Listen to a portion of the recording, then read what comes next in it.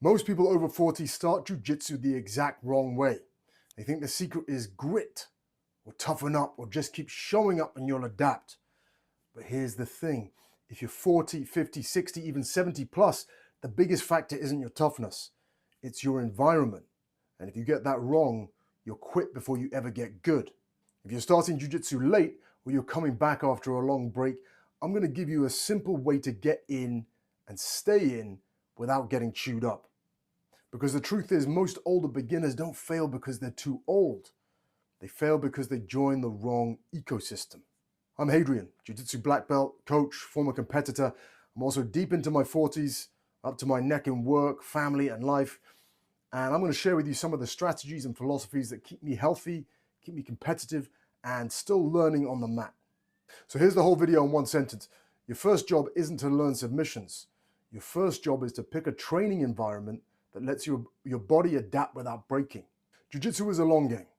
If you sprint the first mile, you don't become a warrior. You become a cautionary tale. So how do you choose the right place? And what do you focus on in the first 90 days so your body actually sticks? Rule 1, choose the right club. If you take nothing else from this video, take this. Your club choice is your injury prevention program. You want a place where you fit the room, not just socially, but physically. Because if you walk into an MMA heavy room where everyone's 22, training like it's tryouts for the UFC, you might love the vibe, but your nervous system and your joints are going to be paying rent you can't afford. It would be good to set the intention that I want to be training 10, 20, 30 years from now. And let that intention run quietly in the background and allow that to inform the environment that you end up in, the environment that you go looking for, an environment that is going to be conducive not only to the development of your jiu-jitsu, but to your longevity in the game, to your enjoyment, to your learning of the art of jiu-jitsu. Green flags for over 40 training look like this. Other older practitioners who actually show up consistently, a culture that rewards control, not chaos, coaches actively managing intensity. This is a big one. A big red flag is if the room worships killers and you feel pressure to prove that you belong from day one. Older bodies don't need more bravery, they need better inputs. And even if you find the perfect club, you can still wreck yourself if you don't understand what jiu-jitsu is actually doing to your body. Rule 2, respect the physical reality of jiu-jitsu. Jiu-jitsu is not just cardio, it's not jogging, it's not cycling, it's not a bit of fitness. It's full contact, problem solving under pressure, with somebody, as the old saying goes, folding you like laundry. There's twisting, there's compression, there are weird angles, your tissues have never met before. And if you're new, especially if you've never done grappling, you're missing two things. Proprioception, your body's awareness of itself in space, awareness of the chaos, and tissue tolerance, your tendons, joints, neck, ribs, hip, learning the load. That doesn't mean don't do it. It means adaptation needs time. So how do you make adaptation predictable instead of painful? It starts with how the club introduces learning.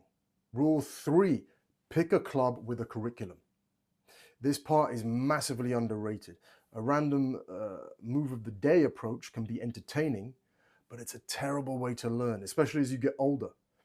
If you want progress without confusion, look for a school with a fundamentals curriculum, a repeating cycle, or a system that you can plug into at any point and revisit.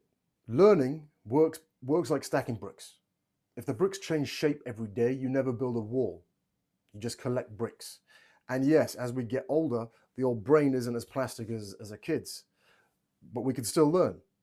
And we learn best through repetition, structure, and context. Now, here's where most people mess up. Even with a good curriculum, they try to learn everything at once. And that's where injuries and frustration sneak in.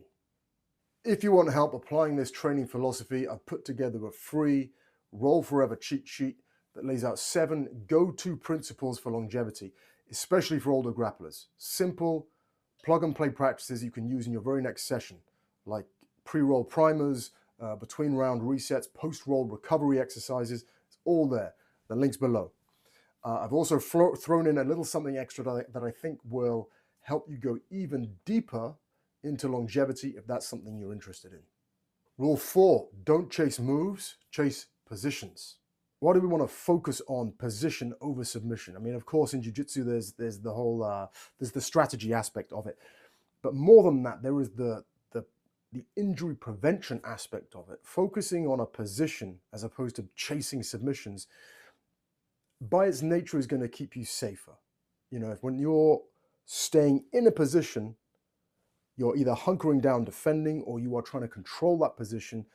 It removes the possibility, not entirely, of course, but it removes the likelihood or the frequency of unpredictable scrambles.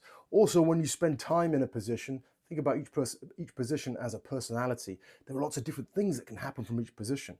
Once you understand what can happen, the variables within each position, your susceptibility to injury in that position decreases because you know what's coming. It's not unpredictable to you anymore. Of course, Jiu-Jitsu is infinite, and things that can happen in a position, in any one position, are infinite. But there are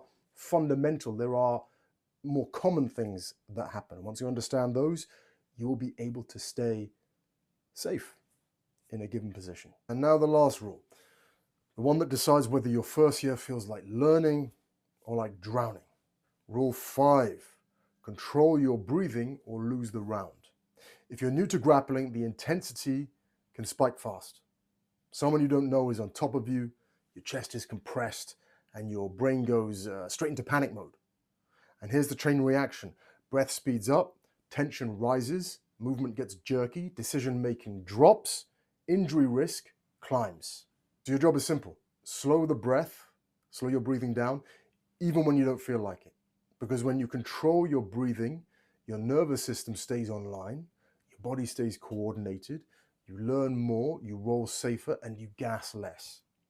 Practical cue for beginners. When things get intense, exhale longer than you inhale and keep your mouth closed when you can. You're teaching your body we're not dying, we're learning. Aside from the injury prevention angle, breathing is the key to relaxation. And relaxation, enjoyment, is the key to better learning. So focusing on your breathing to relax is the key to learning more effectively. If you can master your breathing, you will find that your jiu-jitsu skill actually skyrockets. So how do you put all of this into a clean plan you can actually follow without overthinking it? Let's tie it up. Environment first. The room is the program. Jiu-jitsu stress is unique. Give your body time. Curriculum beats chaos. Structure makes you better faster. Positions before moves. Fundamentals make everything easier. And finally, it's breath control. Calm down, learn more, get hurt less. That's how you make jiu-jitsu sustainable, not by being a hero, but by being strategic. While you're here, check out the next video where I go deep on what makes jiu-jitsu so bloody unfair and why unfair is the key to staying on the mats when you're north of 40. I'll see you there.